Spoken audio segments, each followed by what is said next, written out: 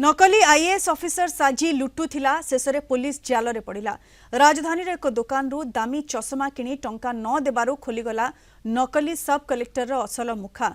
भुवनेश्वर रे निजको आईएएस अधिकारी और सब कलेक्टर परिचय दे लोकंक उपरे रोबाब देखाउथिला। विशाखापट्टनार बरदा सुधीर सरकारी अधिकारी परिचय दे विभिन्न स्थान रे सुविधा नेउथिबा अभियोग रहिछि। रूपाली अंचल रे एक चश्मा दुकान रु दामी चश्मा किनिबा परे टंका देई नथिला अभियुक्त। टंका मागिबारु निजको बड़ अधिकारी बोली परिचय दे धमक चमक देथिला। खबर पाई शहीदनगर पुलिस पहुंची जांच करबा बेले परिचय नकली बोली जणा पड़िथिला।